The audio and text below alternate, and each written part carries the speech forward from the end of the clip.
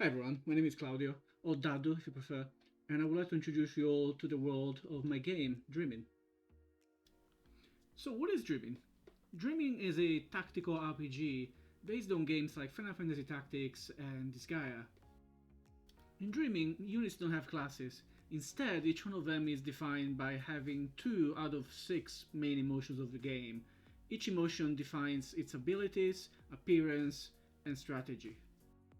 As you progress in the game, you'll be able to put points in either path in the unit, and then eventually it will evolve into its final form based on which one of the 2 emotions was actually the most prominent. Once a unit evolves in one of the 2 emotions, it unlocks 4 new abilities that really define the strategy and the unit itself. The emotion system is the foundation the entire game is built on. There are 6 emotions: wrath, calm, courage, fear, joy, and sadness. Each of these emotions define an archetype, both visually and in terms of strategy. Not every single unit will have each single aspect of its main archetype, but they will follow at least one of the defining traits. Wrath is defined by aggression.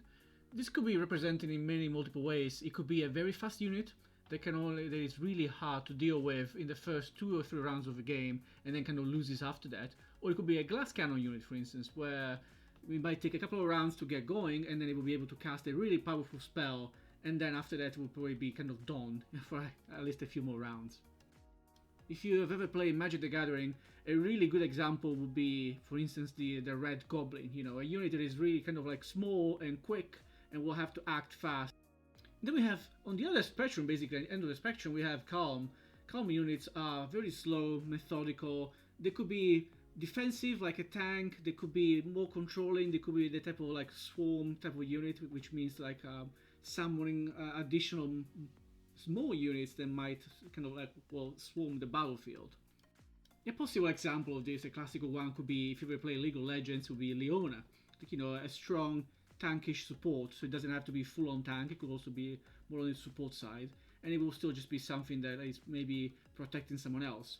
This is not, of course, the only case. It could also be just a very slow, methodical unit like a sniper. They will take its time to just do one final shot at the very end of a battle, basically.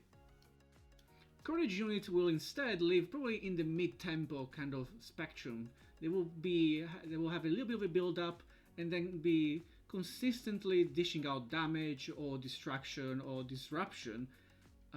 Kind of similarly to what you would expect from a more standard hero from a Final Fantasy Tactics, for instance, or Disgaea.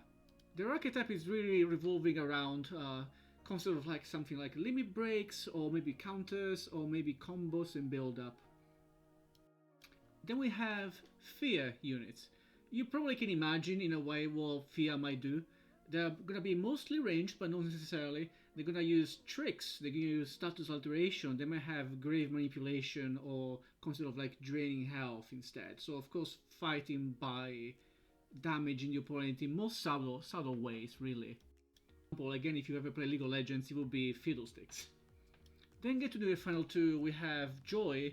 Joy would be probably more of type healing or support, giving sort of buffs, or being maybe a mana battery of sorts. They tend to be more of a support gene in a way, that's what I call them, differently from the other 4 units that I just mentioned. But they will all still have their own personality, where their units will be more towards debuffs, towards like nullifying gameplay, mana drain, possibly concept of like traps and damage over time effects. So as an example, now I'm going to show you how a base unit might look like in its 2 evolutions, something real.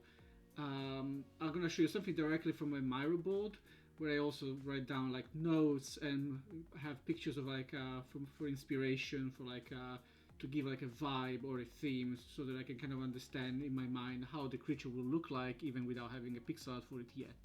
So we have in this case a base unit of type Wrath Sadness, which I call Dream of Imprisonment. Those will be the names that you'll encounter when you actually find these units, because each one of them actually has a sort of like memory or human memory or dream linked to them.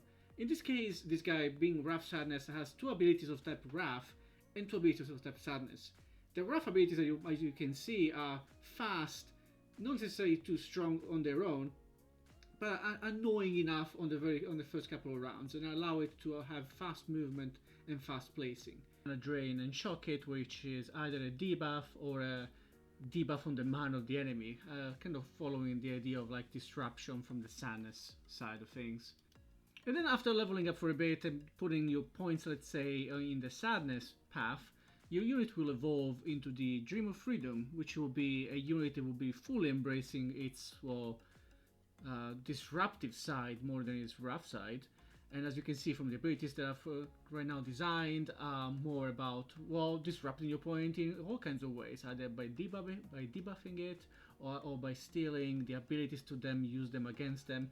So being a nuisance in a non-conventional way of sorts. If you instead decide to evolve on the other side, then you'll get to the Dream of Rebellion, which in this case has fully embraced its like lightning fast assassin theme, in which case all the abilities are now about positioning yourself behind your opponent to be able to deal enough damage to maybe assassinate a dangerous target, for instance. As the final ability, you'll see there is a bit of like the embodiment of Wrath in a way, which is the Were-Tiger Rage, and it's also because of the inspiration from this unit, where your unit will transform in a tiger fully, and it will gain additional attack damage, but also will be in a fully berserk kind of state where you don't actually get to target a unit, but it will just attack a random either enemies or friendly units, you know, just to add a bit of spice to this like to this Wrath character. I guess still fully embracing the high risk, high reward, where you know you might deal a lot of damage, but maybe not on the right person.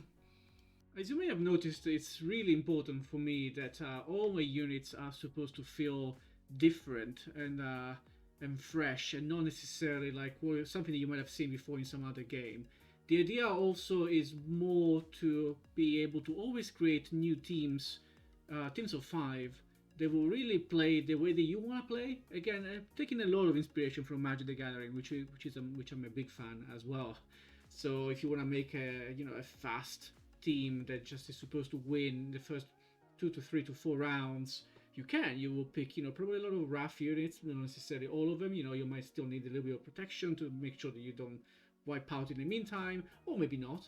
Or you might go the other way, completely to the other side, but no, you're gonna just kind of like stall the game a little bit for 4, 5, 6 rounds even, maybe with like with the strategical decisions building up to a final explosion of sorts, a metaphorical explosion, which would then allow you to win the game. Or you might just want to play a bit more of a mid-tempo unit kind of style, where you just have some solid, not incredibly crazy units in terms of like either damage or speed, for instance, but just units that will build up over time in like 3, 4, 5 rounds to just methodically win over the opponent.